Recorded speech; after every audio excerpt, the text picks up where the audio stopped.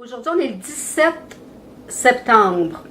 Le thermomètre a passé l'été, la flèche à côté au fond du 50. Justement, on est en période électorale. On ne sait pas si vous avez regardé le débat, mais nous, on l'a regardé, puis on a trouvé 3 hommes avec des cassettes vides. Mais heureusement, pour relever le tout, il y avait une femme, Manon Massé, qui, elle a parlé des vraies affaires. Il y a quelque chose qu'on peut faire aux élections. Et pourquoi on fait cette vidéo-là? Vous voyez que moi et Esther, on est des amatrices. Mais c'était tellement important pour nous de vous en parler. On a découvert la semaine dernière la vraie valeur de chaque vote. Avant les élections, disons qu'on a, pour faire un chiffron, 6 millions d'électeurs. Il y a dans la cagnotte de départ 1,58$ à cause de l'indexation, qui va au nombre d'électeurs inscrits. Ça veut dire qu'en partant, avant les élections, il y a à peu près 9 millions de dollars dans la cagnotte. Ensuite, les gens vont voter.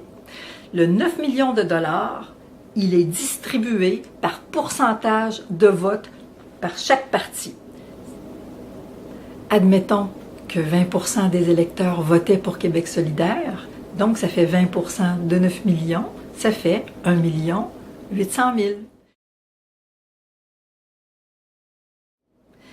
Également, pendant l'année d'élection, il y a $1 qui est ajouté à chaque 1,58$. En tout cas, vous regarderez les détails dans la référence, c'est assez extraordinaire. Maintenant, Esther veut rajouter quelque chose d'important.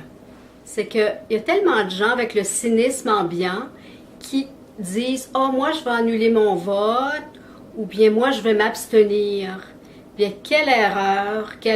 La valeur de votre vote va être répartie entre les néolibéraux, entre tous les autres partis par ordre de pourcentage de vote obtenu. Il y a une autre chose là pour laquelle on n'a plus de patience, là, c'est le vote stratégique.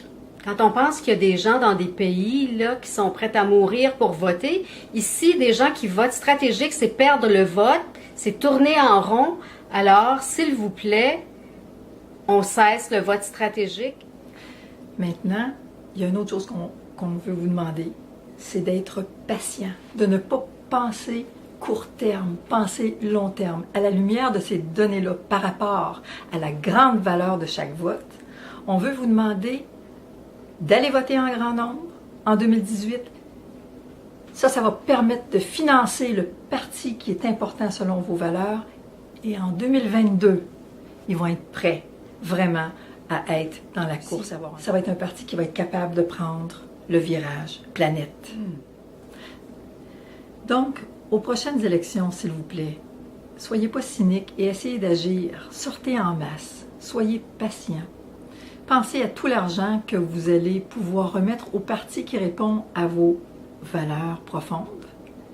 Comme ça, on va être prêt pour 2022. Merci de votre écoute. Merci.